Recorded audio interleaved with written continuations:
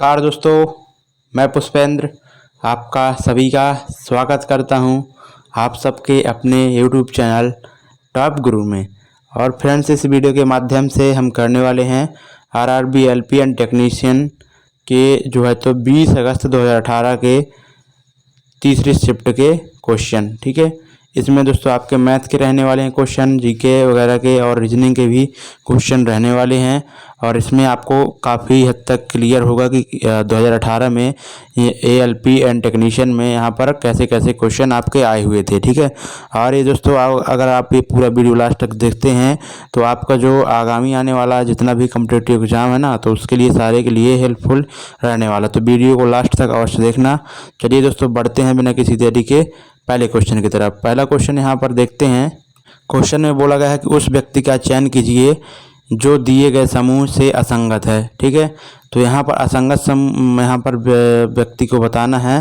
तो यहाँ पर जो विश्वनाथ आनंद है वो असंगत हो जाएंगे। ठीक है, क्यों असंगत हो जाएंगे? ये दोस्तों चेस से जुड़े हुए हैं और आपके जो कोनेरू हम्पी और साइना नेहवाल और जो आपके पेंटाला हरिकृष्ण हैं वह दोस्तों बैडमिंटन से रिलेटेड हैं। ठीक है, तो ये आप ध्यान देना। अगला क्वेश्चन देखते हैं। यहाँ पर दी गई श्रृंखला के अगले पद पर क्या होगा आपको बताना है। ओके, तो यहाँ पर जे है, फिर एल है, फिर यहाँ पर एन है, फिर पी है, फिर आगे क्वेश्चन मार्क, फिर आगे क्वेश्चन मार्क क्या आएगा। तो यहाँ पर जे के +2 करने पर दोस्तों यहाँ पर एल आ जाएगा। ठीक है, और इधर पर +2 करने पर फिर एन आ जाएगा आपका, और फिर इधर पर +2 पी आ जाएगा। +2 करने पर आपका क्या आएगा? आर आएगा। ठीक है, आर में +2 करेंगे तो टी आएगा। ठीक है, तो आर और टी वाले आपके आंसर होंगे। ठीक है, तो आपका कोई भी ये देखो यहाँ पर क्या किया कि रेलवे ने ही गलत आंसर दे दिया, ये नहीं होगा। ठीक है, आर और टी यानी कि आपका ऑप्शन नंबर तीसरा राइट होगा। ओके, इस बच्चे ने भी दोस्तों दिया था देखो तीसरा। ठीक है, इसके नंबर भी हम जोड़ेंगे, जोड़ते चल देंगे कि उसने कितने राइट किए कितने रॉन्ग किए। ठीक है, तो ये बोनस का क्वेश्चन था। यहाँ पर बोला गया है कि जंतु का कौन सा समूह विशेष रूप से मुक्त रूप से रहने वाले समुद्री जीव हैं। ठीक है, तो एकाइनोडर्मिटा दोस्तों जीव होते हैं, वह क्या होते हैं कि वह जंतुओं का समूह है जो समुद्र में मुक्त रूप से रहते हैं। ठीक है, यहाँ पर अगला क्वेश्चन देखते हैं। आर्थ्रोपोडा कौन से होते हैं? जो कीट वगैरह होते हैं जिनके पैर आपस में जुड़े होते हैं उन्हें आर्थ्रोपोडा कहते हैं। ठीक है, जैसे आपका जो तितली हो गई, आपका झींगा हो गया, आपकी जो खनखजूरा होता है वो हो गया, ये सारे कौन से होते हैं? आर्थ्रोपोडा के अंदर आते हैं।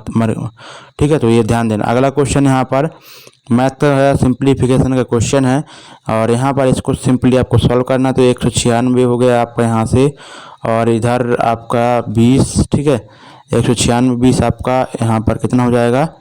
200। ठीक है, 216। उसके बाद दोस्तों आपका 216 के बाद आपका जो आगे जुड़ेगा ना तो आंसर आएगा। ठीक है, तो 216 प्लस कितना इधर बचा? 0.6। ठीक है, और यहाँ पर 0.6 बचा, इधर पे 0.96 है और इधर पर क्या है? 196। ठीक है, तो इधर ऐड कर देंगे 6 9 6 15 और 16 1 17, और इधर पर क्या हो जाएगा आपका? 217। ठीक है, यानी कि 217.75 और 6 आपका आंसर हो जाएगा। ठीक है, नेक्स्ट क्वेश्चन देखते हैं। काफ़ी अच्छे क्वेश्चन है फ्रेंड्स अभी। ठीक है, तो लास्ट तक अवश्य देखना, और पीडीएफ भी यहाँ पर आपको मिलने वाली है, हम बताएंगे कहाँ पर मिलेगी। बोला गया कि पानी और शरबत के दो अलग अलग मिश्रणों में, ठीक है, पानी और शरबत के दो अलग अलग मिश्रण हैं जिनमें पानी और शरबत का अनुपात क्रमशः इतना इतना है और उनको एक अनुपात में मिश्रित किया जाता है। तो अंतिम मिश्रण में पानी और शरबत का अनुपात क्या होगा? ठीक है, तो वाटर और शरबत का जो अनुपात है आपका, दो उसमें मिश्रण है, यहाँ पर 1 4:1 में है, और दूसरा वाटर एंड शरबत का जो मिक्सचर है वो क्या है? 3:1। ठीक है, तो यहाँ पर बोला गया है कि उनको 1:2 में दोनों को मिलाना है। तो सबसे पहले हमें क्या करना होता है? इनकी मात्राएं सेम करनी पड़ती है। ठीक है, तो यहाँ पर 5 है और इधर पर 4 रेशियो है। ठीक है, तो इसमें 5 4 का मल्टीप्लाई कर दीजिए और इसमें 5 का। ठीक है, और इसमें किस रेशियो में मिलाना है इन दोनों को? 1:2 में। तो सिंपल इसमें 1 का मल्टीप्लाई कर दीजिए, इसमें 2 का। ठीक है, अब इनको सॉल्व करेंगे तो यहाँ पर देखो, यहाँ पर आपका कौन सा पार्ट हमने मल्टीप्लाई किया है? 4। ठीक है, 4 × 1 यानी कि 4 ही किया है।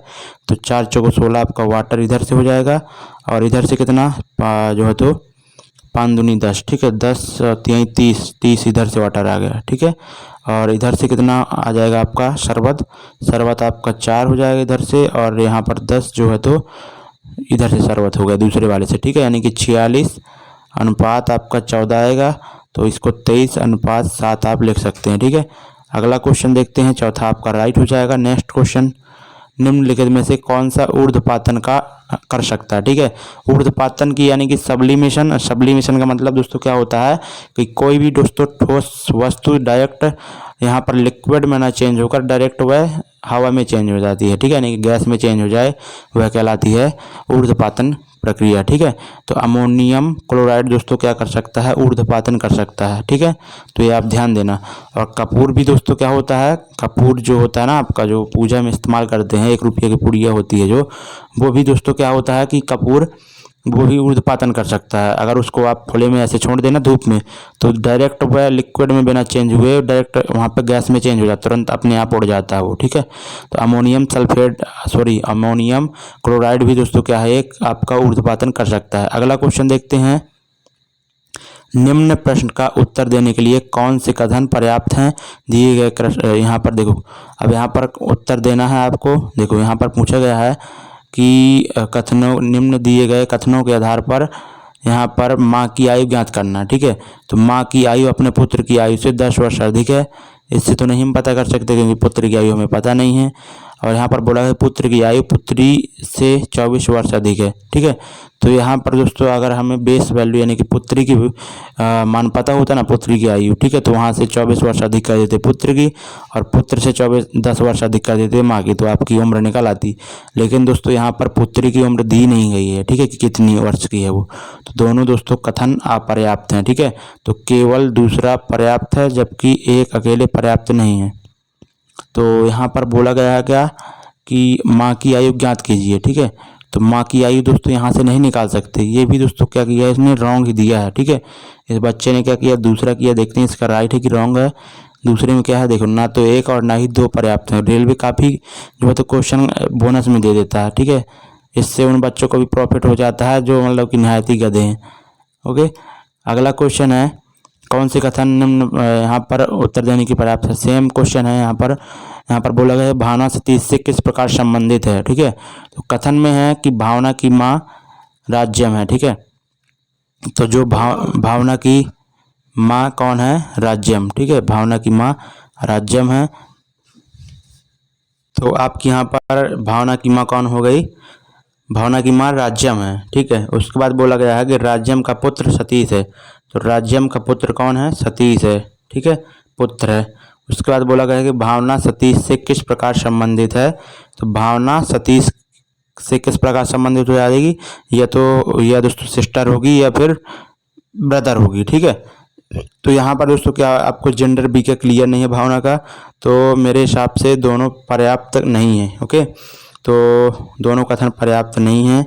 यहाँ पर यही इसका देखो, ना तो एक और ना ही दूसरा पर्याप्त है, ठीक है। तो इस तरह के क्वेश्चन दोस्तों कई बार पूछे जाते हैं और बच्चे फंस भी जाते हैं, लेकिन आपको फंसना नहीं है। यहाँ पर अगला क्वेश्चन देखते हैं। क्वेश्चन थोड़ा जूम कर लेते हैं अपन लोग। चलिए क्वेश्चन को पढ़ते हैं। क्वेश्चन में बोला गया है कि ए और बी एक काम को क्रमशः 10 तथा 15 दिनों में कर सकते हैं। उसके बाद बोला गया है कि बी काम प्रारंभ करता है और 5 दिन के बाद ए भी काम में जुड़ जाता है, ठीक है। यानी कि दोस्तों ए और बी हैं और काम को क्रमशः 10 और 15 दिन में कर सकते हैं। तो ए 10 दिन में कर सकता है और जो बी है वह 15 दिन में कर सकता है। तो यहाँ पर टोटल वर्क हम मान लेते हैं 30 है, तो इसकी इफिशियंसी क्या आ जाएगी, 3 आ जाएगी, इसकी इफिशियंसी आपकी 2 आ जाएगी, ठीक है। तो बी काम प्रारंभ करता है और 5 दिन बाद, ठीक है। तो 5 दिन यानी कि बी काम करता है, यानी कि 10 वर्क कर देगा 5 दिन में, ठीक है। 2 की इफिशियंसी 10 वर्क कर देगा तो बचेगा 20। उसके बाद दोस्तों ए जुड़ जाता है। यदि वे 60 रुपये कमाते हैं तो उनका प्रति व्यक्तिगत हिस्सा कितना है, ठीक है।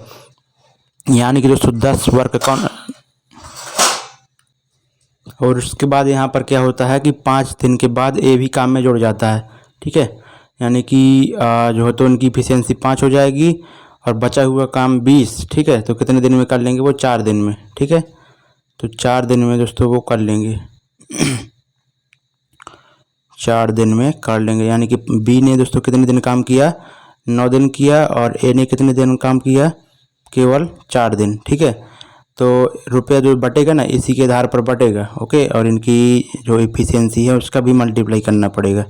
ठीक है, तो इधर एक बी की कितनी है, 2 है, और इधर 3 है। ठीक है, तो यहाँ पर 18:12। ठीक है, यानी कि जो है तो 3:2, और वर्क कितना था टोटल, रुपया उनको कितना मिल रहा है, 60। ठीक है, तो 60 यानी कि 5 रेशियो बराबर आपका 60 है, तो 1 रेशियो की वैल्यू कितनी हो जाएगी, 12। तो बोला गया है कि दोनों का अलग अलग हिस्सा बताइए व्यक्तिगत। तो ए का हिस्सा कितना हो जाएगा, 24 रुपये, और बी का कितना हो जाएगा, 36 रुपये। ठीक है, तो ये आंसर हो जाएगा आपका 24 और 36। ठीक है, यानी कि जो रुपया बांटते हैं ना, तो इफ़िशियंसी जो होती है और जो जितने दिन उसने काम किया उसी के आधार पर जो है तो मल्टीप्लाई करके वहाँ पर उसी आधार पर आप रुपये को बांटते हैं। ठीक है, अगला क्वेश्चन देखते हैं।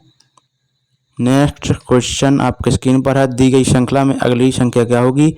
तो यहाँ पर आप देख सकते हैं कि आपका जो है तो 0 दिया हुआ है, और इसके बाद 1, फिर 4, फिर 27, 16, 25, 36। तो आपको यहाँ पर कुछ दिख रहा होगा, और दिख क्या रहा है कि आप यहाँ पर देखो कि 0 का यहाँ पर क्या किया है, उनने वर्ग किया। ठीक है, फिर 1 का क्या किया है, क्यूब किया है, फिर 2 का वर्ग किया है, फिर 3 का क्यूब किया है, फिर उसके बाद जो है तो 4 का वर्ग किया है, फिर 5 का क्यूब किया है, फिर 6 का वर्ग किया है, तो 7 का क्या करेंगे, क्यूब करेंगे। ठीक है, क्योंकि वर्ग क्यूब इस तरह से चल रहा है, तो यहाँ पर 6 का वर्ग हुआ था, तो अगला 7 का क्यूब होगा। ठीक है, और वो क्या होता है आपका 7 का क्यूब, यानी कि यहाँ पर आंसर आपका क्या आने वाला है, 343। ठीक है, तो यहाँ पर 25 दिया है, तो मेरे हिसाब से ये तो नहीं होना चाहिए। ठीक है, 343 ऑप्शन में है और यही राइट होगा। ठीक है, बच्चे ने क्या दिया, चौथा दिया। देखो रेलवे काफ़ी गलत आंसर देता है। निम्नलिखित में से किस का प्रयोग टिंचर, आयोडीन, खांसी सिरप और कई टॉनिक तैयार करने में किया जाता है। ठीक है, तो इथेनॉल का दोस्तों उपयोग टिंचर, आयोडीन, खांसी सिरप और कई टॉनिक तैयार करने में किसका इस्तेमाल किया जाता है, इथेनॉल का। ठीक है, अगला क्वेश्चन है, इसका हमें माध्य बताना है। ठीक है, तो माध्य यानी कि एक तरह से औसत ही होता है। तो 4 2 6, 6 2 8, 6 14, 3 17, 8 25। ठीक है, 25 और कितने नंबर है, 1 2 3 4 5 6। ठीक है, बटे 6, तो यहाँ से क्या आने वाला है आपका 12.5/3। ठीक है, यानी कि आपका जो है तो 3 चौक 12, और यहाँ पर पॉइंट, यहाँ पर 3 चौक 12 हुआ, और यहाँ पर 3 एकम 3। ठीक है, यहाँ पर इतना आएगा। ओके, तो देखो 8 3 11, 6 17, 18 19, 20 21 और 4 25। 25 बटे आप जब करेंगे 1 2 3 4 5 6, तो आपका आंसर इतना ही आने वाला। ठीक है, अगला नेक्स्ट क्वेश्चन देखते हैं। इसने क्या किया, दूसरा किया। ठीक है, यानी कि 3.5 आ रहा है, तो संख्याओं का माध्य। चलिए अगला नेक्स्ट क्वेश्चन देखते हैं, इसको हल करना है आपको। तो बोर्ड मास पर आधारित है। यहाँ पर आपका 23 से कट जाएगा, और ये आपका जो है तो माइनस का है, इधर अंदर जाएगा तो ये भी माइनस हो जाएगा, तो प्लस माइनस के ये भी कट जाएंगे, और उसके बाद ये इससे कट जाएगा, तो आपका 0 आंसर आएगा। ठीक है, अगला क्वेश्चन देखते हैं। साइन कोस, ठीक है, sine theta cos 90 minus theta और प्लस कोस थीटा और इंटू साइन 90 माइनस थीटा। ठीक है, तो यहाँ पर क्या हो जाएगा आपका साइन थीटा, और कोस 90 माइनस थीटा क्या होता है, साइन थीटा ही होता है। ठीक है, तो यहाँ से आपका क्या बनने वाला है, एक प्रमेय बन जाएगी। ठीक है, इधर साइन कोस थीटा हो जाएगा 90 साइन 90 माइनस थीटा। ठीक है, तो इधर sine square theta plus cos square theta बराबर क्या होता है, आप सब लोग जानते होंगे, 1 होता है। ठीक है, तो आपका आंसर 1 हो जाएगा। ठीक है, इस तरह के भी इजी क्वेश्चन काफ़ी पूछे गए थे। अगला है न्यूलैंड के ऑक्टेव्स के नियम के अनुसार प्रकृति में कितने तत्व मौजूद हैं। ठीक है, यानी कि सिंपल सा पूछा गया है कि जब न्यूलैंड साहब ने ऑक्टेव्स नियम दिया था ना, तो उस टाइम पर कितने तत्व प्रकृति में मौजूद थे। ठीक है, तो यानी कि यहाँ पर आंसर आपका 56 होने वाला। ठीक है, यानी कि उस टाइम पे आपके 56 तत्व मौजूद थे जब न्यूलैंड साहब ने जो है तो ऑक्टेवस का नियम दिया था। ठीक है, अगला है रघु एक खिलौना को 45 में खरीदकर उसे 15% के लाभ पर बेच देता है, खिलौने का विक्रय मूल्य क्या होगा। ठीक है, यहाँ पर 15% का लाभ 45 रुपये में लेना है उसको, यानी कि देखो 15% क्या होता है आपका 3/20। ठीक है, यानी कि जो वस्तु है अगर 20 की है तो 3 के प्रॉफिट में, यानी कि उसको 23 में बेचना पड़ेगा 20 के रेस्पेक्ट में। ठीक है, तो यहाँ पर 23 बटे आप जब 20 कर देंगे तो आप आंसर पा जाएंगे। तो 5 से इसको काटिए 9 बार, 5 इसको 4 बार काटिए, और यहाँ पर जब 9 3 27, 9 दूनी 18, 2 20 बटे 4, यानी कि आपका आंसर क्या आने वाला है 51.75। ठीक है, तो ये आपका राइट आंसर हो जाएगा। ओके, अगला क्वेश्चन देखते हैं, कौन से कथन निम्न प्रश्न का उत्तर देने के लिए पर्याप्त है। ये तो दोस्तों बहुत क्वेश्चन इस तरह से पूछे जाते हैं। कथन बोला गया है कि धनात्मक x का मान बताना है, आपको ज्ञात करना है। और कथन बोला गया है पहला कि धनात्मक क्रमागत सम संख्याओं के वर्गों का योग 52 है। ठीक है, धनात्मक क्रमागत सम संख्याओं के वर्गों का योग 52 है और संख्या का अंतर 2 है। x का मान बताना है और धनात्मक क्रमागत सम संख्याओं के वर्गों का औसत योग आपका 52 दिया हुआ है और संख्या का अंतर 2 है। ठीक है, तो मेरे हिसाब से दोनों पर्याप्त तो नहीं है। अब देखते हैं, केवल एक पर्याप्त है जबकि अकेला 2 पर्याप्त तो नहीं है। ठीक है, तो इसने क्या दिया, पहला दिया, यानी कि यहाँ पर कुछ ना कुछ तो है। x का मान ज्ञात करना है आपको और धनात्मक क्रमागत सम संख्याओं के वर्गों का योग जो है तो 52 है। ठीक है, तो इसको आप देख लीजिएगा। ठीक है, अगला क्वेश्चन देखते हैं। अच्छे क्वेश्चन भी आते हैं, ऐसा नहीं है। अगला क्वेश्चन यहाँ पर आपका बोला गया है कि 5 किलोग्राम की एक वस्तु को 2 मीटर की ऊंचाई तक उठाया जाता है, तो इस प्रक्रिया में कितना कार्य किया जाएगा। और यहाँ पर जो जी का वैल्यू आपको लेना है ये। ठीक है, तो कोई भी दोस्तों एक वस्तु है 5 किलोग्राम की।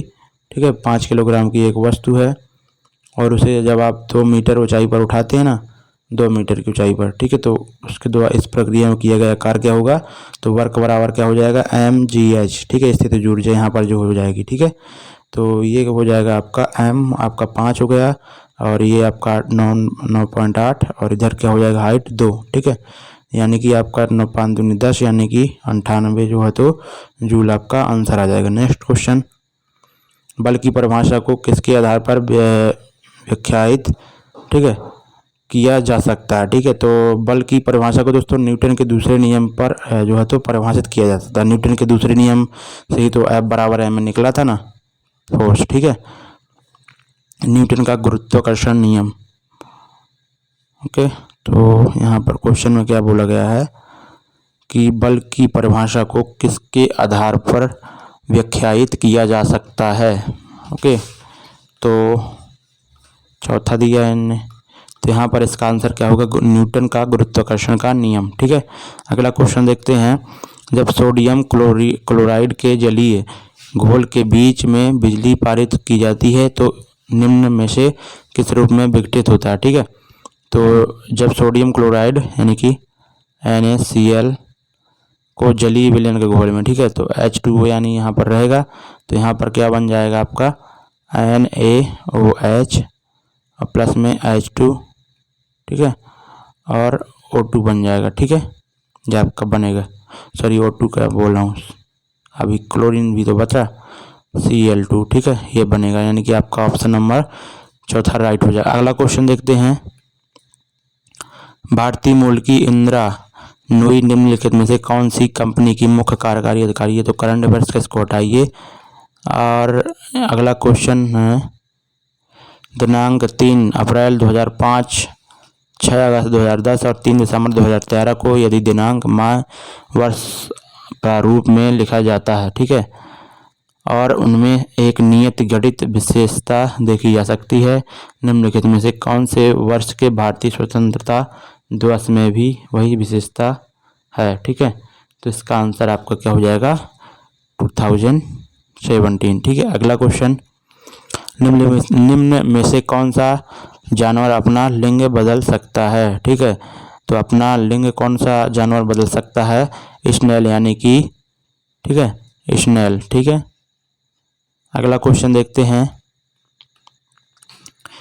निम्नलिखित में से कौन सा कथन सत्य है? ठीक है, तो ध्वनि का वेग होता है सर्दी और गर्मियों में एक समान, ये तो नहीं होता। ठीक है, सर्दियों में ज़्यादा होता है, गर्मियों में कम होता है। अगला है मौसम पर निर्भर नहीं करता सर्दियों की तुलना में गर्मियों में अधिक। अभी हमने बताया कि सर्दियों की तुलना में जो ध्वनि का वेग होता है सर्दियों में गर्मियों की तुलना में ध्वनि का वेग क्या होता है? अधिक होता है। ठीक है, ये आप ध्यान देना। अगला क्वेश्चन, कविता रजता और हरिता की वर्तमान आयु का जो अनुपात है ये दिया हुआ है। 8 वर्ष पहले उनकी आयु का योग इतना है, तो 8 वर्ष पहले इनकी आयु का योग इतना है, यानी कि प्रेजेंट टाइम में अगर देखा जाए तो सभी का उम्र 8-8 साल बढ़ेगा, यानी कि 3 लोग हैं तो यानी कि 24 वर्ष बढ़ जाएगा, यानी कि टोटल उनकी आयु का योग क्या हो जाएगा प्रेजेंट में? तो 60-80। ठीक है, तो 80 रेशियो बराबर किसके हो जाएगा आपका? 9 7 16 4 18। ठीक है, 9 7 16 और 4 20। ठीक है, तो 20 रेशियो बराबर आपका 80 हो जाएगा। एक रेशियो की वैल्यू आप 4 हो जाएगी। तो आपसे क्या बोला गया? उनकी वर्तमान आयु ज्ञात कीजिए। वर्तमान आयु क्या हो जाएगी? 16, 28 और 36। ठीक है, अगला नेक्स्ट क्वेश्चन देखते हैं। क्वेश्चन है यहाँ पर कि प्रश्न को पढ़ें और दी गई जानकारी के आधार पर उत्तर दें। ठीक है, क्या सरकार को नए उद्योगों को अनुमति देना बंद कर देना चाहिए? ये कथन में बोला गया है, तो आप तर्क क्या लगा सकते हैं वो देखिए। हाँ, नए उद्योग पर्यावरण प्रदूषण पैदा करते हैं, तो नहीं, यह नए उद्योग रोजगार में सुधार लाते हैं और देश के आर्थिक विकास में सहायक होते हैं। ठीक है, तो मेरे हिसाब से फ्रेंड्स दूसरा राइट होना चाहिए, क्योंकि ये तर्क जो है तो मजबूत है। ठीक है, क्यों मजबूत है? क्योंकि जो है तो देश के लिए दोस्तों प्रगति के और विकास के लिए ना जरूरी है उद्योग। ठीक है, उसके बिना ना तो आप देश के युवाओं को रोजगार दे सकते हैं और ना ही कुछ वहाँ पर देश का विकास हो सकता है। ठीक है, और यहाँ पर पहला तर्क मजबूत नहीं है, क्योंकि पर्यावरण प्रदूषण को देखने बैठेंगे तो देश का विकास नहीं हो सकता है। ठीक है, और पर्यावरण प्रदूषण को दोस्तों रोक भी सकते हैं उद्योग, अगर हम लगा भी सकते हैं तो उद्योगों से निकलने वाला जो वेस्ट वाटर होता है, जो आपका जो धुआं होता है, तो उसको भी हम अच्छे से जो है तो नियंत्रित कर सकते हैं। ठीक है, तो इसका मतलब ये नहीं कि हाँ हमें उद्योगों को बंद कर देना चाहिए। तो मेरे हिसाब से दूसरा राइट होना चाहिए। अब देखते हैं इसमें रेलवे ने क्या दिया था आंसर, तो केवल 2 सही है। ठीक है, ये सही हो गया अपना। पौधों का सार्वभौमिक प्राकृतिक ऑक्सीजन है। ठीक है, तो पौधों का जो सार्वभौमिक प्राकृतिक ऑक्सीजन है ये कौन सा है? IAA। ठीक है, तो ये आप ध्यान देना। अगला क्वेश्चन यहाँ पर देखते हैं अपन लोग। क्वेश्चन में बोला गया है कि क्वेश्चन तो बहुत खतरनाक है। ठीक है, क्योंकि यहाँ पर दिख नहीं रहा है कुछ। बोला गया है कि यदि एक अनुक्रम ax स्क्वायर और ax घात n में पदों की संख्या विषम है तो इनकी माध्यिका ज्ञात कीजिए। ठीक है, तो इनकी माध्यिका फ्रेंड्स क्या हो जाएगी यहाँ पर? यानी कि दोस्तों एक गुणोत्तर श्रेणी लिखी हुई है। ठीक है, यहाँ पर x का जो है तो विभक्तिकर है यहाँ पर। ओके, और यहाँ पर उसकी माध्यिका क्या हो जाएगी? ax की पावर n/2। ठीक है, अगला क्वेश्चन देखते हैं।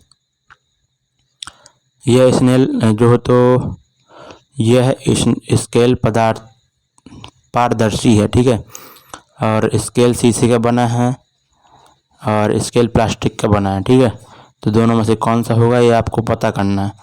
तो मेरे हिसाब से दोनों राइट होना चाहिए। ठीक है, अगला क्वेश्चन है,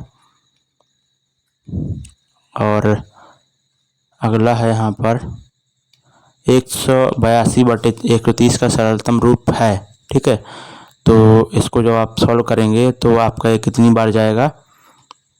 26 बार जा रहा है। ठीक है, तो 26 सत्ते दोस्तों कितना होता है आपका? 182 और 26 पंचे 130 होता है। ठीक है, तो आपका 7/5 आंसर हो जाएगा। अगला क्वेश्चन करंट अफेयर्स का, इसको हटाइए और अरे भाई साहब, यही क्वेश्चन पूछेगा इसी तरह के केवल। बोला गया है कि कथनों में से एक्स वाई जेड का मान ज्ञात कीजिए। तो पहले कथन है एक्स प्लस वाई बराबर 12 और एक्स प्लस जेड बराबर 4 है, ठीक है। उसके बाद बोला गया है कि एक्स माइनस वाई बराबर 6 है। तो यानी कि आप एक्स वाई जेड का मान निकाल सकते हैं कि नहीं निकाल सकते। तो इधर से दोस्तों एक्स वाई की वैल्यू निकाल आएगी, और हाँ निकाल सकते हैं, लेकिन दोनों का यूज करके निकालेंगे, ठीक है। इसका दोनों का यूज करके क्या निकाल लेंगे, पहले एक्स वाई की वैल्यू निकाल लेंगे और फिर इधर से एक्स की वैल्यू रख देंगे तो जेड की वैल्यू निकल आएगी, ठीक है। यानी कि दोनों कथन का उपयोग करके निकाल सकते हैं, ठीक है। केवल कथन एक पर्याप्त है जबकि दूसरा अकेले पर्याप्त नहीं है, ठीक है। तो केवल कथन एक पहला पर्याप्त है कि नहीं पर्याप्त है देख सकते हैं अपन। तो इधर से जो है तो आपका क्या आने वाला है, केवल एक कैसे पर्याप्त हो सकता है भाई साहब, नहीं पर्याप्त होगा, ठीक है। ये गलत दिया है, दोनों पर्याप्त होंगे, ठीक है। अगला क्वेश्चन यहाँ पर देखते हैं, निम्न में से कौन सी धातु ठंडे पानी, ठीक है, धातुएं ठंडे पानी के साथ शीघ्रता से अपक्रिया करती हैं। तो जो पोटेशियम हो गई आपकी और सोडियम हो गई, ये दोस्तों ऐसी धातुएं हैं जो बहुत ही क्रियाशील होती हैं, ठीक है। 3 सत्रों में अपना वजन 5 किलोग्राम बढ़ाएं, एक विज्ञापन लिखा है, ठीक है। उसके बाद पूर्व धारणा आप लगा सकते हैं, यदि आप 6 सत्रों में भाग लेते हैं तो आपका वजन 10 किलोग्राम तक कम हो जाएगा, ओके, ठीक है। तो यहाँ पर क्या बोला गया है कि यदि आप 6 सत्रों में भाग लेते हैं तो आपका वजन 10 किलोग्राम तक कम हो जाएगा, ठीक है। और यहाँ पर ये बढ़ाने की बात कर रहा है, 3 सत्रों में अपना वजन 5 किलोग्राम बढ़ाएं, तो और ये घटाने की बात कर रहा है, तो ये तो दोस्तों रॉन्ग ही हो जाएगा। अगला है कंपनी वजन बढ़ाने वाले कार्यक्रम को चलाती है, तो मेरे हिसाब से ये राइट होना चाहिए, ठीक है। लेकिन 3 सत्रों में अपना वजन 5 किलोग्राम बढ़ाएं एक विज्ञापन में है, और कंपनी वजन बढ़ाने वाले कार्यक्रम चलाती है, तो ये दूसरा राइट होना चाहिए, ठीक है। तभी तो वह दोस्तों बोल रहा है वहाँ पे विज्ञापन में कि अपना वजन बढ़ाइए, ठीक है। तो मेरे हिसाब से दूसरा राइट होना चाहिए, और इनने तीसरा तय की चूज किया है, यानी कि केवल एक अंतर नहीं था, एक तो है ही नहीं है, ठीक है। अगला देखते हैं, किसी विशिष्ट भाषा में 3 का कोट, ठीक है, आपका ये है USS, ठीक है, USFF, इस भाषा में मैंगो को क्या लिखा जाएगा, ठीक है। यहाँ पर +1 किए है, +1 किए है, +1, ठीक है। तो MNBO और HP हो जाएगा, ठीक है। तो आपका आंसर क्या आ जाएगा, NBOHP, ये आपका आंसर होगा, ठीक है, ना कि ये।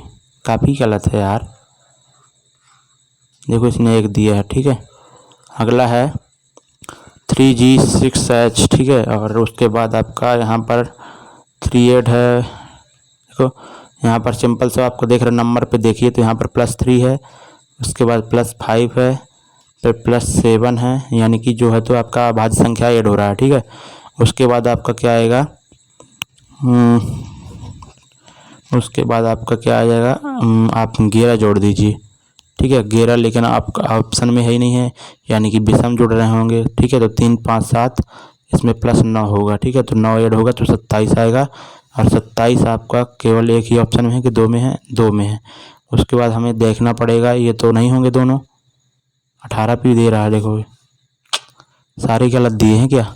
अगला है यहाँ पर देखो GH, और +1 है इधर, फिर +2 है, +3 है, +4 करेंगे तो यहाँ पर आपका आने वाला है Q, यानी कि 27 Q आपका आंसर होगा। अगला नेक्स्ट क्वेश्चन में आपका बोला गया है कि द्रव्यमान m वाली एक वस्तु गति v के साथ स्थानांतरित होती है और इसमें गतिज ऊर्जा k है। यदि इसका वेग दोगुना कर दिया जाता है तो इसकी गतिज ऊर्जा क्या होगी, सिंपल 4 गुनी होगी, क्योंकि 1/2 mv² होता है, और v की जगह अगर आप 2 भी कर रहे हैं ना, तो यहाँ पर क्या आ जाएगा, ये 2 4 निकल के आ जाएगा, ठीक है। तो 4 गुना सीधे काइनेटिक एनर्जी आपकी हो जाएगी। नेक्स्ट क्वेश्चन देखते हैं, रमन ने अनंत से कहा, ठीक है, जो रमन है उसने अनंत से कहा कि परसों मैंने अपनी दादी की बेटी के एकमात्र भाई को पढ़ाया, ठीक है। तो रमन ने अनंत से कहा, ठीक है, अनंत से कहा कि परसों मैंने अपनी दादी, ठीक है, तो इसकी दादी कौन हो जाएगी, इसके पिताजी की मम्मी, ठीक है। दादी अपनी दादी की बेटी के एकमात्र भाई, ठीक है। दादी के बेटी के एकमात्र भाई यानी कि उसका पिता ही हो जाएगा, भाई को पढ़ाया। तो यहाँ पर क्या होगा, रमन ने किसे पढ़ाया था, ठीक है। तो रमन ने किसे पढ़ाया था, तो यहाँ पर पिता को पढ़ाया था, ये होगा ना। लेकिन यहाँ पर सन बोल रहा है। रमन ने अनंत से कहा, परसों मैंने अपनी दादी की बेटी के एकमात्र भाई को पढ़ाया, ठीक है। तो यानी कि उसने अपने पिता को ही पढ़ाया। ओके, तो आंसर क्या हो जाएगा, पिता, फादर होगा ना कि सन होगा, ठीक है। देखो इसने भी चौथा दिया है, फादर। अगला क्वेश्चन यहाँ पर 24, 60, 90 का मासा क्या होगा, यानी कि एचसीएफ क्या होगा। तो एचसीएफ आपका इधर से 6 आने वाला, ठीक है। हाईएस्ट कॉमन फैक्टर आपका 6 होगा, 6 होगा ना, देख लीजिए क्योंकि गलत काफ़ी है, ठीक है। 6 ही आएगा इधर, 6 चौको 24 और 10 आएगा इधर और इधर 15, ठीक है। इनमें से कोई अब कॉमन नहीं निकल रहा। अगला क्वेश्चन देखते हैं, यदि पी क्यू के पुत्र का भाई है, ठीक है। यदि पी क्यू, ठीक है, क्यू के पुत्र का भाई है कौन, पी, ठीक है। तो ये हो गया। बोला गया कि पी क्यू से किस प्रकार संबंधित, तो पी क्यू का कौन लगेगा, पी क्यू का कौन लगेगा, पोता, ठीक है। यानी कि देखो पी जो है, तो बोला है पी क्यू से किस प्रकार संबंधित, तो पी यहाँ पर कौन लगेगा, पोता लगेगा, ठीक है, ग्रैंडसन लगेगा, ठीक है। इसने भी तीसरा दिया हो गया, देखो काफ़ी गलत है, तो सारे गलत ही है। हमें लग रहा है इसका रिवाइज रिजल्ट आया होगा फिर। अगला क्वेश्चन है यहाँ पर, निम्नलिखित में से कौन सी संख्या 12 से विभाज्य है। तो 12 से विभाज्य होने के लिए यानी कि वह 4 से भी होगी और 3 से भी होगी। 3 से होने के लिए उसे उसके जो अंक हैं उसको 3 से डिविजिबल होना चाहिए, उनके अंकों का योग। और जो 4 से डिविजिबल है यानी कि वह 4 से डिवाइड हो गए अंतिम 2 अंक, ठीक है। तो अंतिम 2 अंक सभी 4 से डिवाइड है, तो आपको 3 से डिवाइड चेक करना पड़ेगा। 3 3 6 ये तो कट जाएगा, इधर 6 भी कट जाएगा, 2 नहीं कटेगा, ये नहीं होगा, ठीक है। इधर 6 कट जाएगा, 3 कट जाएगा, इधर आपका 4 2 6 कट जाएगा, 1 नहीं कटेगा, ठीक है। और इधर 3 कट जाएगा आपका, और 4 2 6 कट जाएगा, और 5 1 6 कट जाएगा, ठीक है। यानी कि ये आपका ऑप्शन होगा। इसमें से 3 कट जाएगा, 4 2 6 कट जाएगा, और 4 1 5 नहीं कटेगा, ठीक है। यानी कि आपका ऑप्शन तीसरा ही राइट होगा। अगला क्वेश्चन देखते हैं, साहिल ने 20% की हानि पर एक वस्तु को इतने में बेचा, ठीक है। 20% की हानि यानी कि 5 की वस्तु थी और उसने 4 में बेच दिया, ठीक है। तो ये 4 रेशो बराबर किसके हो जाएगा, 280 के, यानी कि 5 रेशो किसके बराबर हो जाएगा, आपका 350, ठीक है। उसके बाद बोला गया कि वस्तु का क्रय मूल्य क्या था, तो वस्तु का क्रय मूल्य कितना था, 350, ठीक है। अगला क्वेश्चन देखते हैं, बहुत ही आसान था। पॉल रेवरे ब्रिटिशर्सों के विरुद्ध अमेरिकी क्रांति में लड़ने वाले एक देशभक्त थे, कौन, पॉल रेवरे, ठीक है। उस शहर का नाम बताइए, नाम क्या है जहां वह रहते थे और जहां उनकी मृत्यु हुई। पॉल रेवरे का घर अभी भी इस शहर में स्थित है, ठीक है। तो उसका नाम क्या है, बोस्टन, ठीक है। अगला क्वेश्चन यहाँ पर देखो 10 है, और प्लस का अर्थ यहाँ पर क्या है, आपका डिवाइड है, ठीक है। और +5 है, फिर डिवाइड का अर्थ क्या है, आपका दिया हुआ प्लस है, और 7 है, उसके बाद माइनस है, शायद दिख नहीं रहा। माइनस का अर्थ आपका मल्टीप्लाई है, 4 है, और मल्टीप्लाई का अर्थ यहाँ पर क्या है, डिवाइड है शायद, ठीक है। और इधर पर आपका क्या है, 30 है, ये तो नहीं होगा, ठीक है। तो यहाँ पर चिन्ह सही से दिख नहीं रहे हैं, बाकी आसानी क्वेश्चन है, बोर्ड मार्क्स का है, अच्छा क्वेश्चन है। ओके, यहाँ पर क्वेश्चन में बोला गया है कि यमन ने किसी वस्तु को 10% के नुकसान पर बेचा, ठीक है। यानी कि 10 से उसको 9 में बेच दिया, ये CP है उसकी, ये SP है, ठीक है। और यदि उसे 57 रुपये ज़्यादा में बेचता तो उसे 20% का लाभ होता। पहले उसे दोस्तों क्या हो रहा था, जो है तो 10% का नुकसान हो रहा था, अब उसके 20% का लाभ हो रहा है। यानी कि जो टोटल डिफरेंस आ रहा है परसेंटेज में 30% का, वो किसके बराबर हो जाएगा, 57 रुपये के, ठीक है। तो यहाँ पर जो है तो 100% की वैल्यू क्या होगी, 10% की वैल्यू क्या हो जाएगी, 19। तो यानी कि 100% की वैल्यू क्या हो जाएगी आपकी 190, और उसके बाद 30% का लाभ प्राप्त करना है, यानी कि उसे जो है तो 130% पर बेचना पड़ेगा, ठीक है। तो 2 0 से 1 कट जाएंगे, तो आपका 19 × 13 यानी कि यूनिट डिजिट क्या आना चाहिए, 9 3 27। ठीक है, तो आपका ऑप्शन नंबर ये राइट हो जाएगा। ठीक है, 7 यूनिट डिजिट आना चाहिए। किसी गोलाकार दर्पण का मुख्य फोकस क्या होता है, तो ये आपको बताना है कि जो किसी गोलाकार दर्पण का मुख्य फोकस क्या होता है। ठीक है, तो ऑप्शन नंबर दूसरा राइट हो जाएगा। यह मुख्य अक्ष पर एक बिंदु है। ठीक है, तो किसी जो गोलाकार दर्पण होता है ना, तो उसमें क्या होता है कि जो मुख्य अक्ष होता है तो उसमें दोस्तों क्या होता है, एक फोकस लेंथ होता है। ठीक है, और एक वक्रता त्रिज्या होती है। ठीक है, तो वक्रता त्रिज्या का आधा फोकल लेंथ होता है। तो यहाँ पर बोला गया है कि एक मुख्य अक्ष पर एक बिंदु जिसके माध्यम से प्रमुख अक्ष के समांतर प्रकाश की किरणें, ठीक है, प्रतिबिंबित होने के बाद पारित होती हैं। ठीक है, यानी कि यहाँ पर बोला गया है कि जब भी दोस्तों गोली दर्पण हम लेते हैं तो उसके मुख्य अक्ष पर जब कोई वस्तु यहाँ पर रखी होती है ना, तो अगर दोस्तों यह क्या होती है कि मुख्य अक्ष के समांतर यहाँ से प्रकाश किरणें जाती हैं, तो परावर्तन के बाद वो दोस्तों कहाँ से होकर जाती हैं, फोकस से होकर पारित होती हैं। ठीक है, यानी कि वहाँ से गुजरती हैं। उसके बाद बोला गया है कि यह मुख्य बिंदु पर इस जो है तो बिंदु से उत्पन्न होती दिखाई देती हैं। ठीक है, यानी कि उस पर आपतित होती प्रतीत होती हैं, ये भी बताया गया। उस आध्यात्मिक गुरु का नाम बताइए जिसे प्रसिद्ध यहूदी मानवीय अधिकार संस्था द्वारा मानव गरिमा, अंतर्धार्मिक संबंध में एवं लोगों के बीच सहिष्णुता के संवर्धन हेतु सम्मानित किया गया। ठीक है, करंट अफेयर्स का है। एक व्यक्ति भूमि से 25 किलोमीटर का सामान उठाता है। ठीक है, और इसे भूमि से इतने मीटर की ऊंचाई पर उठाता है, तो 25 किलोग्राम का है वजन इसका।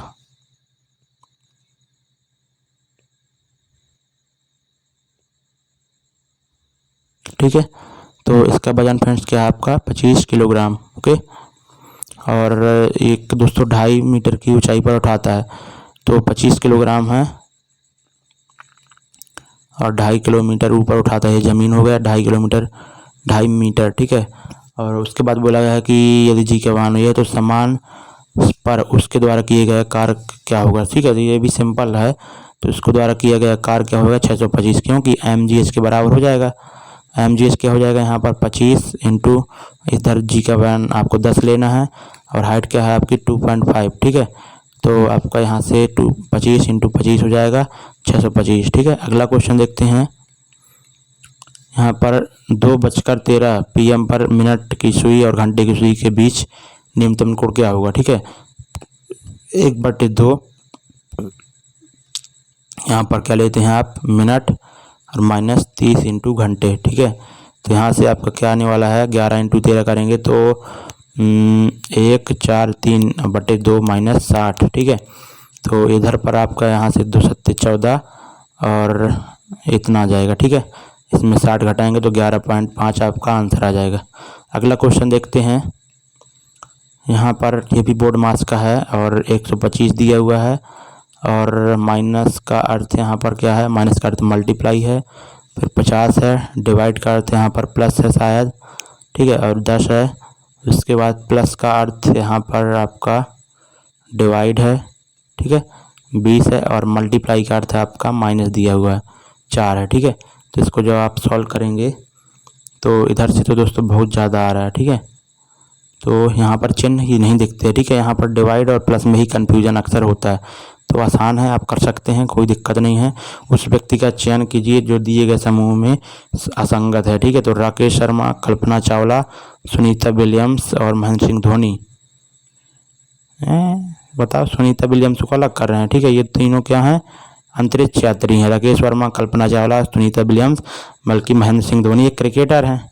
तो चौथा आपका होना चाहिए आंसर। देखो ये देखो इनने दिया है, गजब का भाई। मानव प्रजनन प्रणाली का कौन सा हिस्सा मां के रक्त से भ्रूण को पोषण प्राप्त करने में मदद करता है, तो जो आपका प्लेसेंटा होता है ना, वह दोस्तों जो है तो मानव प्रजनन प्रणाली का ऐसा हिस्सा है जो मां के रक्त से भ्रूण को पोषण प्राप्त करने में मदद करता है। कौन, गर्भनाल यानी कि प्लेसेंटा। ठीक है, ये आप ध्यान देना। अगला क्वेश्चन, सतीश की आयु गौतम से 2 वर्ष अधिक है। ठीक है, तो सतीश की आयु गौतम से, जिसकी आयु साईं की आयु से दोगुनी है, यदि सतीश, गौतम और साईं की आयु का कुल योग यहाँ पर 27 है। ठीक है, तो सतीश और गौतम तथा साईं की कुल आयु 27 वर्ष है, उसके बाद बोला गया है कि सतीश की आयु गौतम से 2 वर्ष अधिक है। ठीक है, यानी कि सतीश और गौतम के बीच में अगर हम देखें तो सतीश की हम मान लेते हैं अगर x+2 तो गौतम की x हो जाएगी। उसके बाद बोला गया है और जिसकी आयु साई की आयु से दुगुनी है। ठीक है, तो जिसकी आयु यानी कि गौतम की आयु साई की आयु से दुगनी है। ठीक है, यानी कि आपका क्या होने वाला है 2x, इसको ले लेते हैं तो साई की क्या हो जाएगी x और इधर क्या हो जाएगा 2x+4। ठीक है, ये चीज़ होने वाली है। 2x+4 नहीं होगा, 2 ही रहेगा, वो यहाँ पर 2 ही मतलब कि हो जाएगा, क्योंकि जो सतीश की आयु गौतम से 2 वर्ष अधिक है। ठीक है, गौतम से 2 वर्ष अधिक हो गई और यहाँ पर जिसकी आयु साई की आयु से दोगुनी है। ठीक है, तो साई की आयु से दोगुनी है यानी कि गौतम की आयु 2x हो जाएगी। अगर साई की x है तो इनका योग क्या आ रहा है 5x+2 = 27। तो x की वैल्यू यहाँ से क्या आ जाएगी 5। बोला गया है गौतम की आयु कितनी होगी, तो गौतम की आयु 10 वर्ष हो जाएगी। ठीक है, अगला क्वेश्चन देखते हैं। यदि एक गेंद को 40 मीटर प्रति सेकंड के वेग से ऊपर की ओर फेंका गया तो 6 सेकंड के बाद उसका जो विस्थापन का परिणाम है वो क्या आएगा, वो बताना है। देखो यहाँ पर क्वेश्चन में आपका बोला गया है फ्रेंड्स की एक जो है तो गेंद है और यहाँ पर उसका जो है तो 40 मीटर प्रति सेकंड, ठीक है, ये वेग से ऊपर की ओर फेंकी जाती है और फेंका जाता है तो 6 सेकंड के बाद उसके विस्थापन का परिणाम क्या होगा। ठीक है, तो 6 सेकंड के बाद यहाँ पर देखो सबसे पहले अगर वह दोस्तों अधिकतम ऊंचाई पर अपनी जाएगी तो यहाँ पर क्या हो जाएगा आपका इस v² = u² + 2s यहाँ पर लगाते हैं अपन, तो इधर से v का मान यहाँ पर 0 हो जाएगा और u² आपका यहाँ पर माइनस हो जाएगा क्योंकि एक्सेलेरेशन जो है आपका ना गुरुत्वाकर्षण वो ऋणात्मक आएगा और इधर से 2 × 10 × s। ठीक है, और आपका यहाँ से 20s बराबर आपका u की वैल्यू क्या है 40 यानी कि 1600 हो जाएगा। ठीक है, तो s की वैल्यू यहाँ से क्या आने वाली है आपकी 80। ठीक है, यानी कि विस्थापन कितना हो रहा है 80। ठीक है, 80 मीटर का। और इसके बाद यहाँ पर टाइम, यहाँ पर जो विस्थापन का परिमाण निकालना है तो s बराबर आपका क्या हो जाएगा ut और यहाँ पर +1/2 a t²। ठीक है, तो प्लस ना लेके यहाँ पर डायरेक्ट हम माइनस लेते हैं क्योंकि एक्सेलेरेशन जो है यहाँ पर क्या ग्रेविटेशनल एक्सेलेरेशन जो कि अगर आप ग्रेविटेशन एक्सेलेरेशन या तो ऊपर जाएगा या फिर नीचे जाएगा तो हमेशा माइनस ही रहता है। ठीक है, तो यहाँ पर u की वैल्यू 40 है और t की वैल्यू क्या है आपकी 6 है, -1/2 × 10 और टाइम क्या है आपका यहाँ पर टाइम फ्रेंड्स आपका गिवन कितना है, टाइम कितना गिवन है आपका जो है तो 6 यानी कि 36 हो जाएगा। ठीक है, तो इधर से आपका 240 आ रहा है ना। ठीक है, और इधर से कितना आ जाएगा माइनस का 18। ठीक है, यानी कि 180। तो आपका डायरेक्टली यहाँ से आंसर क्या आ गया 60 मीटर। ठीक है, तो ऑप्शन नंबर पहला राइट हो जाएगा। ओके, नेक्स्ट क्वेश्चन देखते हैं। यहाँ से x बराबर 80 आया था ना। ठीक है, ये दोस्तों क्या हुआ था कि जब वो इतनी ऊंचाई तक जाएगी, ठीक है, अब परिमाण निकालना है विस्थापन का, तो बोल यानी कि दोस्तों यहाँ पर कहाँ तक 20 मीटर और नीचे तक आ जाएगी। ठीक है, पहले 80 के ऊपर और फिर 20 मीटर दोस्तों और नीचे आ जाएगी, यानी कि विस्थापन टोटल कितना हुआ 60 मीटर का ही हुआ। ठीक है, इसलिए इसको दोस्तों निकालना पड़ा। अगला क्वेश्चन देखते हैं। ऑक्सीजन के एक अणु का द्रव्यमान क्या है। ठीक है, तो एक ऑक्सीजन के एक अणु का द्रव्यमान क्या हो जाएगा, वो हो जाएगा आपका कितना 6.02 × 10⁻23। ठीक है, अगला क्वेश्चन यहाँ पर देखते हैं, लेकिन ये तो माइनस में ही दे रहा है। बोला गया है कि ऑक्सीजन के एक अणु का द्रव्यमान डैश होगा। ठीक है, तो ऑक्सीजन के एक अणु का द्रव्यमान डैश होगा, तो देखो यहाँ पर जो है तो O2 रहता है ना, तो 1 मोल में दोस्तों यहाँ पर क्या हो जाएगा कितने जो है तो परमाणु हो जाएंगे, यहाँ पर 6.02 × 10⁻23 रहता है ना एवोगाद्रो नंबर। ठीक है, तो मेरे हिसाब से आंसर तो यही होना चाहिए। ठीक है, बाकी आप इसको थोड़ा क्रॉस चेक कर लीजिएगा। अगला क्वेश्चन देखते हैं। दी गई श्रृंखला का अगला पद ज्ञात कीजिए। तो यहाँ पर आप देख सकते हैं कि यहाँ पर 24 में यानी कि -2 कर रहा है, इधर भी -2, इधर भी -2, इधर भी -2। तो अगला जो -2 होगा तो आपका आंसर क्या आ जाएगा? n। ठीक है, नेक्स्ट क्वेश्चन। n देखो यहाँ पर n भी नहीं दिया, h दे दिया, गलत है। निम्न में से कौन सी संख्या भाज्य है? तो भाज्य कौन सी है, यानी कि किसी न किसी से वो डिवाइड होगी। ठीक है, तो ये दोस्तों आपकी अभाज्य, ये भी अभाज्य, ये भी अभाज्य है, लेकिन ये भाज्य है। ठीक है, किससे भाज्य है वो आप देख लेना। ठीक है, अगला क्वेश्चन देखते हैं। कुछ चम्मच गिलास हैं। ठीक है, तो कुछ चम्मच आपके क्या हैं? गिलास हैं। उसके बाद बोला गया है कि सभी प्लेट गिलास हैं। तो सारी जो प्लेट आ रही हैं किसके अंदर? गिलास के अंदर। कुछ गिलास प्लेट हैं, तो कुछ गिलास प्लेट हैं, तो ये तो सही हो जाएगा। और कुछ गिलास चम्मच हैं, तो कुछ गिलास चम्मच भी हैं, ये भी सही हो जाएगा, दोनों राइट हो जाएंगे। अगला क्वेश्चन। निम्नलिखित में से गुजरात राज्य में स्थित कौन सा शहर अपने हीरे उद्योग के लिए जाना जाता है? सूरत। ठीक है, सूरत जो है तो हीरा उद्योग के लिए जाना जाता है। नेक्स्ट क्वेश्चन करंट अफेयर्स का है।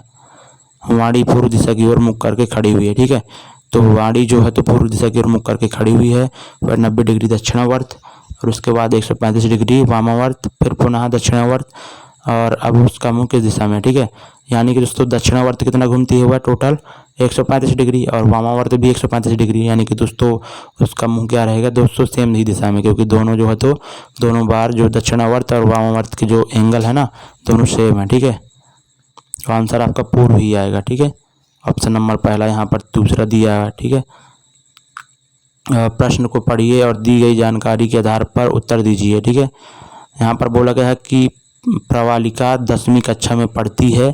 क्या प्रवालिका अपनी सहपाठी प्रणीता से बड़ी है?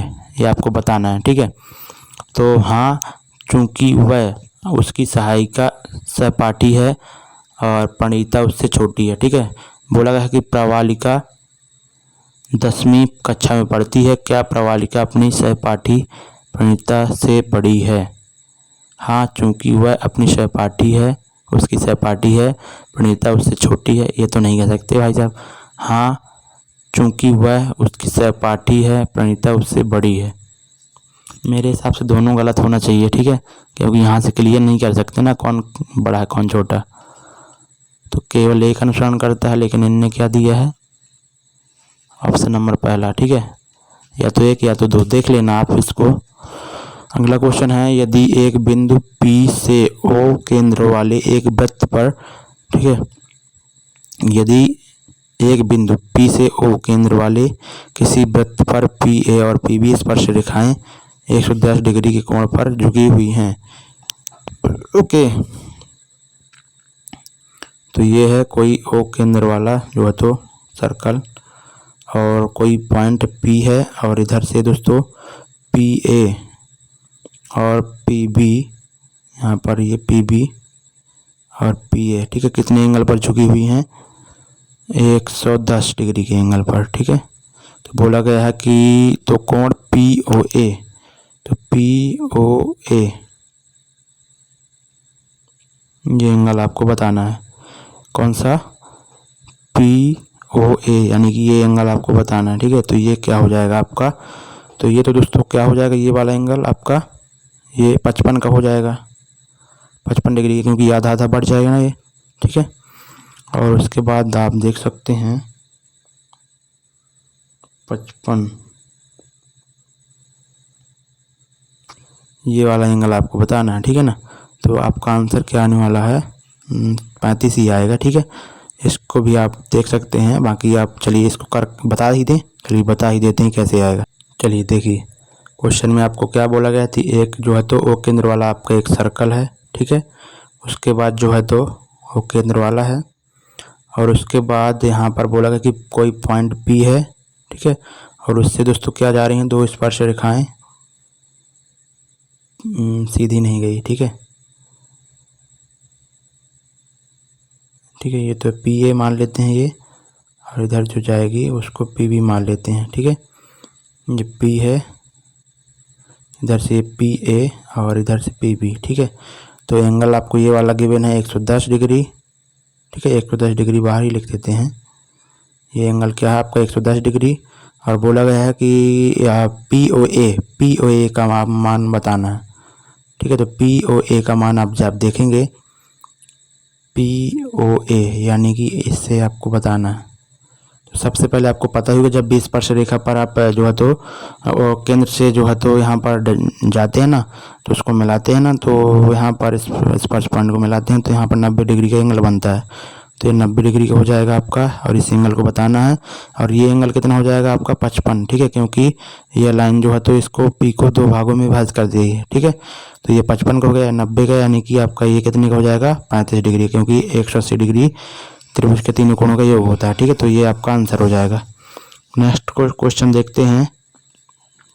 एम सतह में समायोजित किए जा सकने वाले इलेक्ट्रॉनों की संख्या है। ठीक है, तो यानी कि के एल एम एन। ठीक है, तो इलेक्ट्रॉन कैसे संयोजित करते हैं 2n²। ठीक है, तो यानी कि 2 इंटू एन, यानी कि क्या है यहाँ पर 3 है, यहाँ पर 1 है, ये 2 है, ये 3 है, ये 4 है, यानी कि 3, यानी कि आपका 18 आंसर आ जाएगा। ठीक है, नेक्स्ट क्वेश्चन देखते हैं। निम्न में से विषम की पहचान करें। ठीक है, तो विषम की पहचान करना है आपको, तो यहाँ पर क्या हो जाएगा NaOH। ठीक है, ये आपका क्या है क्षारीय है। ठीक है, क्षार है। अगला क्वेश्चन देखते हैं।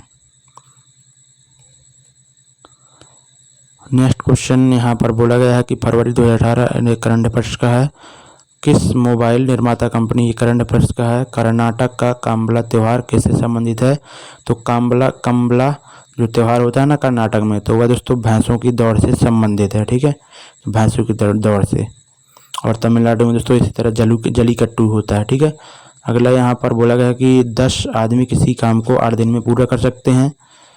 ठीक है, 10 आदमी किसी काम को 8 दिन में पूरा कर सकते हैं। बोला गया कि 4 दिन के बाद 2 श्रमिक काम छोड़ कर देते हैं। ठीक है, यानी कि यहाँ पर जो है तो 10 श्रमिक 4 दिन तक तो काम करते हैं, उसके बाद दोस्तों 2 श्रमिक कौन चले जाते हैं। ठीक है, जो है तो 2 श्रमिक चले जाते हैं, बचे हुए 8 श्रमिक उसके बाद काम को पूरा करने में कितने दिन लगे। ठीक है, यहाँ पर मान लेते हैं x दिन में कर पाएंगे आगे। ठीक है, तो यहाँ पर क्या आ जाएगा 10 × 4/8 बराबर x। ठीक है, तो 4 दूनी 8, यानी कि 5 दिन आपका और लगेगा। ठीक है, तो आपका आंसर आपका ऑप्शन नंबर दूसरा होगा। उसके बाद काम को पूरा करने में कितने दिन लगे, तो 5 दिन। ठीक है, 40 और इधर से 40। ठीक है, तो आपका आंसर क्या आएगा 5 आएगा, ऑप्शन नंबर दूसरा। ठीक है, 5 छठवां दे रहा है यहाँ पर 6 दिन।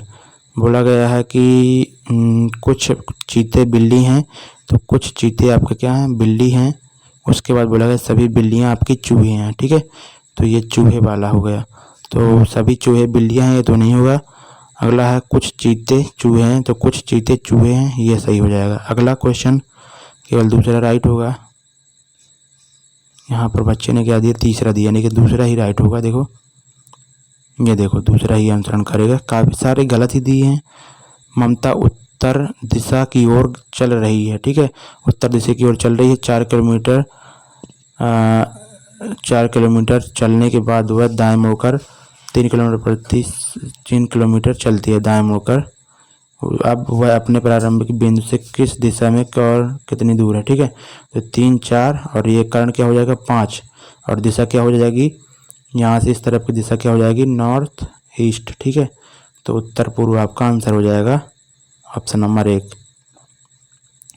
दिए गए प्रश्न को सत्य मानिए। ठीक है, और बोला गया है कि भले ही वह ज्ञात तथ्यों से भिन्न प्रतीत होता है, और तय कीजिए कि कौन सा निष्कर्ष तार्किक रूप से दिए गए कथन का अनुसरण करता है। तो इस कटोरी में सूप है, निष्कर्ष क्या लगा सकते हैं हम कि कटोरी में टमाटर सूप है, ये नहीं कह सकते। ठीक है, निष्कर्ष हम नहीं लगा सकते काहे का सूप है। बोला गया कि सूप बहुत गर्म है, इस कटोरी में सूप है, सूप बहुत गर्म है, ये भी नहीं कह सकते। ठीक है, मेरे हिसाब से दोनों रॉन्ग होना चाहिए दोनों, लेकिन इसने सही किया है। देखो बच्चे ने किया है, वो भी देख लेते हैं दूसरा, यानी कि दोनों ही रॉन्ग है। कोई भी नहीं हम निकाल सकते ना कि गला ठंडा है कि क्या है, टमाटर का सूप है काहे का है। दी गई श्रृंखला में अगला पद क्या होगा, ये तो बहुत सिंपल है। यहाँ पर +2 हो रहा है, इधर +3 हो रहा है, +4 हो रहा है, इधर +5 करेंगे तो आपका 19 × 5 = 24, यानी कि x, और +6 करेंगे तो आपका 240 डी आएगा, ठीक है, XD आएगा आपका ऑप्शन, ठीक है, ऑप्शन नंबर सी आएगा XD। अगला क्वेश्चन, निम्न में से किस में निम्न प्रतिरोध होता है, ठीक है। तो निम्न प्रतिरोध दोस्तों किस में होता है, आपका नाइक्रोम में, ठीक है, क्योंकि यही तो दोस्तों एक केवल धातु है, और धातु यानी कि वह दोस्तों अपने ऊपर से क्या करेगी, विद्युत धारा प्रवाहित कर सकती है, लेकिन गिलास तो अपने ऊपर प्रवाहित नहीं करती, यानी कि इसका जो प्रतिरोध होगा अधिकतम होगा। हीरे का भी अधिकतम होगा, एबोनेट का भी अधिकतम होगा। नाइक्रोम दोस्तों धातु है, तो इसलिए इसका प्रतिरोध थोड़ा बहुत तो कम होगा, तभी तो दोस्तों जलता है ना नाइक्रोम का तार। तो उम्मीद करता हूँ सारे क्वेश्चन आपको समझ में आ गए, और जिसको भी PDF चाहिए हो तो टेलीग्राम चैनल पर जुड़ जाइए। और थैंक यू सो मच। जय हिंद।